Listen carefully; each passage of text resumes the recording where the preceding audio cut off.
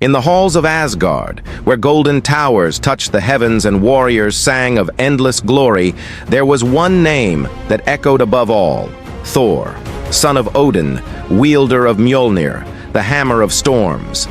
He was more than a warrior. He was a protector, sworn to defend not only his people, but the very balance of the 9 realms. His thunder was both a promise and a warning, a promise of safety to the innocent and a warning of fury to those who dared to bring chaos. Yet even gods can be tested. Far across the stars in the cold silence of space rose a figure whose shadow spread over galaxies. His name was Thanos, a being neither god nor mortal, but something far more terrifying. His belief was simple, his conviction unshakable.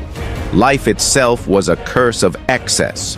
To save the universe, he would erase half of it, not out of hate, but out of what he called mercy. To carry out this twisted dream, Thanos sought the Infinity Stones, 6 fragments of cosmic power, born at the dawn of creation. The Space Stone, the Reality Stone, the Mind, the Power, the Time, and the Soul. Each one a god's weapon. Together they could reshape existence with the snap of a single hand. Thor had faced countless foes before, giants, serpents, even his own brother Loki. But Thanos was not like them. He was not chaos without reason. He was destiny with purpose, and that made him the most dangerous enemy Thor had ever faced. The storm began when Thanos struck Asgard. Thor watched helplessly as his people fell, his father gone, his mother long departed, his brother silenced in a cruel grip of death. The god of thunder, once invincible, was left broken among the ruins of all he loved. But in that despair, his fury was reborn.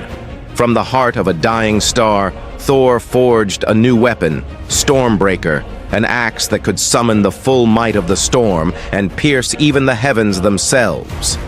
This was no longer about glory. This was vengeance, carved in steel and thunder. The fateful day arrived on Earth, in the fields of Wakanda. Armies of darkness swarmed like locusts, tearing through the land. Heroes of every kind stood united, but even together they were overwhelmed. Thanos drew closer, his gauntlet nearly complete, his power unstoppable. And then, the skies broke.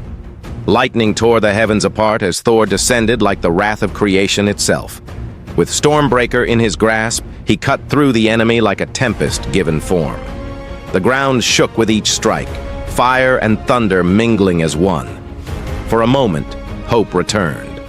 At last, Thor faced Thanos himself, God against Titan, storm against infinity. Thor hurled himself forward, every strike of his axe fueled by loss, by rage, by the weight of countless lives. Thanos fought with the power of the stones, bending time, twisting reality, wielding strength beyond measure.